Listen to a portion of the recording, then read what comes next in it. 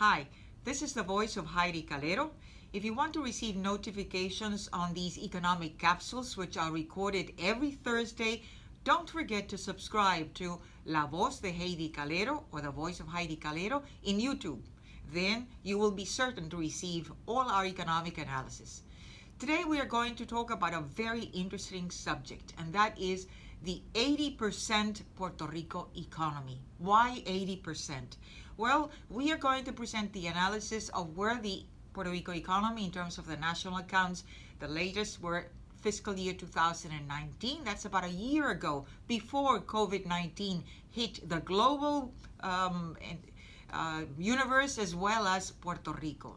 And we are going to compare them with 2006, which was the fiscal year just before this economic depression hit Puerto Rico back in 2007.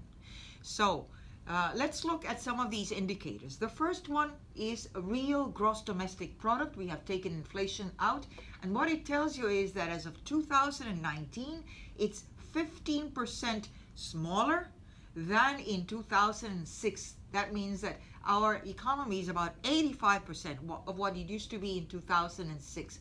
But let's look at real GNP. That's what stays in Puerto Rico, and usually our real economic growth is based on real GNP and not on GDP, and that's 21% smaller than in 2006. That is, we have a 79% economy in terms of size.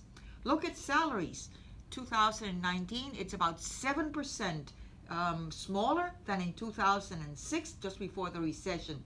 But look, prices have gone up 24%. So lower salaries, lower growth, and higher prices. I mean, that's the recipe for disaster and for more economic inequality in terms of our distribution of income. Notice in terms of total employment, another important indicator, and that is now 37% below what it used to be in 2006, which means that our economy is about 63% of the level that it was in 2006. Notice labor force, a smaller labor force. Only it's 26% smaller. That means that our economy, our labor force, is 74% of what it used to be in 2006. What's more, let's look at other indicators such as population.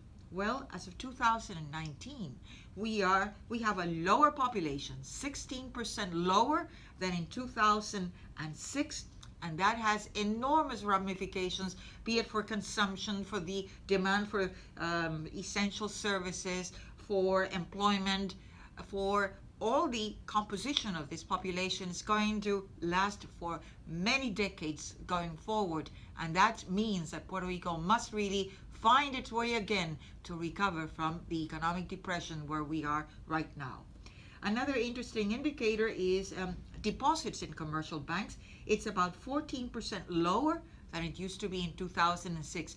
Not only have we had a consolidation in terms of commercial banks, from 20 banks we used to have in 1990, now we are down to about 3 local banks and three small or niche banks, which are really, they don't move the needle. So it's 3 local banks what we are left.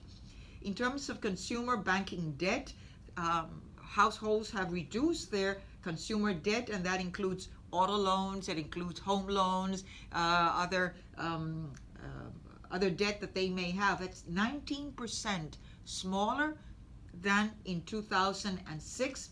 And in terms of personal income tax, one of the revenues, the sources of revenues, fiscal revenues, with which the local government can provide its essential services, it can provide the payment of the public debt, which, by the way, Puerto Rico has not been paying since 2016, when the Promesa Act by Congress was mandating a board that deals with Puerto Rico and something called a bankruptcy Title III. So since 2016, with the exception of some COFINA bonds, Puerto Rico has not been paying its public debt.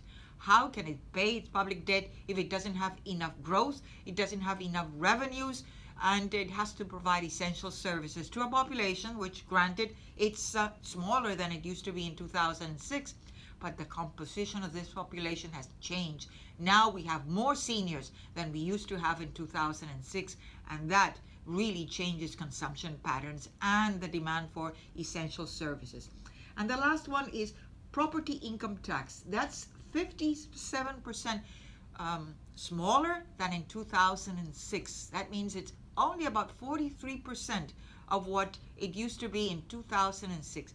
And this is an important indicator because it is from property income taxes that 78 municipalities in Puerto Rico have the revenues to provide their services, especially for the small and medium-sized counties. That's the equivalent of our municipalities. So that really tells you that coming up in November, we have an election cycle, same as in the States. We need serious people, serious candidates that are going to really rule and govern Puerto Rico as of January of 2021. We need to know what is their economic strategy, what is their plan, their economic plan to really restore Puerto Rico in its glory, at least to regain economic growth. Unless we have serious people, we will not have serious answers. Until our next capsule. Thank you.